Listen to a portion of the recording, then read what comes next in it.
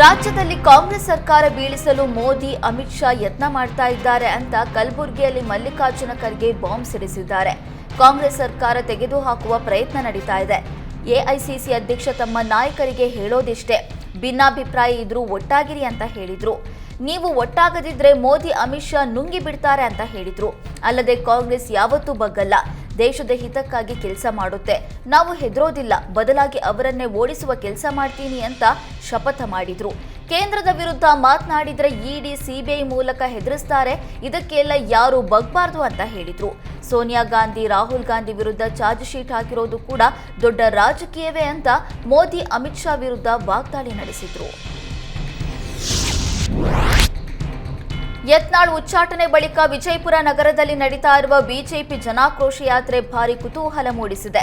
ಯತ್ನಾಳ್ ಪಕ್ಷದಿಂದ ಉಚ್ಚಾಟನೆ ಬೆನ್ನಲ್ಲೇ ಜನಾಕ್ರೋಶ ಯಾತ್ರೆ ಬಿಜೆಪಿ ಮುಖಂಡರು ನಾಯಕರ ಶಕ್ತಿ ಪ್ರದರ್ಶನದಂತೆ ಕಾಣ್ತಿದೆ. ಈ ನಡುವೆ ಯತ್ನಾಳ್ ಬೆಂಬಲಿಗರಿಂದ ಬಿಜೆಪಿ ನಾಯಕರಿಗೆ ವಿಜಯಪುರ ನಗರಕ್ಕೆ ಸ್ವಾಗತ ಎನ್ನುವ ಮೂಲಕ ಸೋಷಿಯಲ್ ಮೀಡಿಯಾದಲ್ಲಿ ಟಾಂಗ್ ಕೊಡ್ತಿದ್ದಾರೆ. ಯತ್ನಾಳ್ ಆಪ್ತ ರಾಘವ ಅನ್ನಿಗೇರಿ ನಗರ ಶಾಸಕ ಯತ್ನಾಳ್ ಅವರು ಮಾಡಿದ ಅಭಿವೃದ್ಧಿ ಕಾರ್ಯಗಳನ್ನು ನೋಡೋದಕ್ಕೆ ಬಿಜೆಪಿ ನಾಯಕರಿಗೆ ಸ್ವಾಗತ ಅಂತ ಪೋಸ್ಟ್ ಹಾಕುವ ಮೂಲಕ ಸ್ಥಳೀಯ ಬಿಜೆಪಿ ಮುಖಂಡರಿಗೆ ಟಾಂಗ್ ಕೊಟ್ಟಿದ್ದಾರೆ. ಇನ್ನು ಕೆಲ ಯತ್ನಾಳ್ ಬೆಂಬಲಿಗರು ಪಾಲಿಕೆ ಚುನಾವಣೆಯಲ್ಲಿ ಟಿಕೆಟ್ ಸಿಗಲಿಲ್ಲ ಅಂತ ಪಕ್ಷ ಬಿಟ್ಟು ಪಕ್ಷದ ವಿರುದ್ಧ ಚುನಾವಣೆ ಮಾಡಿದ್ರು.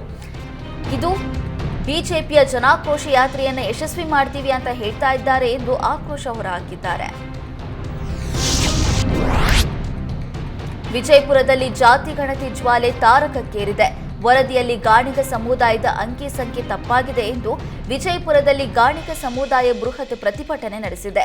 ವಿಶೇಷ ಅಂದರೆ ಕಾಂಗ್ರೆಸ್ ಜಿಲ್ಲಾಧ್ಯಕ್ಷ ಮಲ್ಲಿಕಾರ್ಜುನ ಲೋಣಿ ನೇತೃತ್ವದಲ್ಲಿ ಹೋರಾಟ ಮಾಡಿದ್ದು, ವನಶ್ರೀ ಮಂಗಲ ಕಾರ್ಯಾಲಯದಿಂದ ಜಿಲ್ಲಾಧಿಕಾರಿ ಕಚೇರಿವರೆಗೆ ರ್ಯಾಲಿ ಮಾಡಿ ಆಕ್ರೋಶ ಹೊರಹಾಕಿದ್ರು. ರಾಜ್ಯದಲ್ಲಿ ಗಾಣಿಗರ ಸಂಖ್ಯೆ 35ರಿಂದ 40 ಲಕ್ಷ ಇದೆ. ಆದರೆ ಜಾತಿ ಗಣತಿಯಲ್ಲಿ ಇದನ್ನು ಕೇವಲ 6 ಲಕ್ಷ ಅಂತ ನಮೂದಿಸಲಾಗಿದೆ. ಇದು ಗಾಣಿಗ ಸಮುದಾಯಕ್ಕೆ ಮಾಡಿದ ಅನ್ಯಾಯ ಅಂತ ಸರ್ಕಾರದ ವಿರುದ್ಧ ಬೇಸರ ಹೊರಹಾಕಿದ್ರು. ಸರ್ಕಾರ ಅವಕಾಶ ನೀಡಿದ್ರೆ ಗಾಣಿಗರೇ ಜಾತಿ ಗಣತಿ ಮಾಡಿ ಅಂಕಿಅಂಶ ದಾಖಲೆ ಸಮೇತ ಸಲ್ಲಿಕೆ ಮಾಡ್ತೇವೆ ಎಂದು ಕಾಂಗ್ರೆಸ್ ಜಿಲ್ಲಾಧ್ಯಕ್ಷ ಲೋಣಿ ಹೇಳಿದರು. ದಲಿತ ಪರ ಸಂಘಟನೆಗಳು ದಬ್ಬಾಳಿಕೆ ಚಾಳಿ ಬಿಡಿ ಎಂದಿದ್ದ ಶಾಸಕ ಇಕ್ಬಾಲ್ ಹುಸೇನ್ ವಿರುದ್ಧ ಸಂಘಟನೆಗಳು ಸಿಡಿದೆದ್ದಿವೆ. ದಲಿತ ಸಂಘಟನೆಗಳ ಅಧ್ಯಕ್ಷ ಕೊತ್ತೀಪುರ ಗೋವಿಂದರಾಜು ಬೇಸರ ಹೊರಹಾಕಿದ್ದಾರೆ. ಶಾಸಕರು ಅದ್ದೂರಿಯಾಗಿ ಜಯಂತಿ ಆಚರಿಸಿದ್ರು, ಆದರೆ ದಲಿತ ಸಂಘಟನೆಗಳಿಗೆ ಅಪಮಾನ ಮಾಡಿದ್ದಾರೆ. ದಲಿತ ನಾಯಕರು ಸ್ವಾರ್ಥಕ್ಕಾಗಿ ಸಂಘಟನೆ ಆರೋಪ ಮಾಡಿದ್ದಾರೆ ಅನ್ನೋದು ಸರಿಯಲ್ಲ. ಪರಿಜ್ಞಾನ ಇಲ್ಲದೆ ಹಣದ ಮದದಲ್ಲಿ ಮಾತನಾಡಿದ್ದಾರೆ. ಹಣದಿಂದ ಯಾರನ್ನ ಖರೀದಿ ಮಾಡೋದಕ್ಕೆ ಆಗಲ್ಲ. ಕೂಡಲೇ ಶಾಸಕರು ಕ್ಷಮೆ ಕೇಳಬೇಕು. ಕ್ಷಮೆ ಕೇಳದಿದ್ರೆ ಪೊರಕೆ ಚಳುವಳಿ ಮಾಡ್ತೀವಿ, ಎಸ್ಪಿಗೆ ದೂರು ನೀಡ್ತೀವಿ ಅಂತ ಎಚ್ಚರಿಕೆ ನೀಡಿದ್ರು.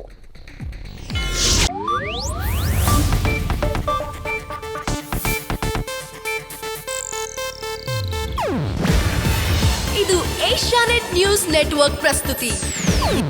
ನೀವು ನೋಡ್ತಿದ್ದೀರಾ ಏಷ್ಯಾನೆಟ್ ಸುವರ್ಣ ನ್ಯೂಸ್.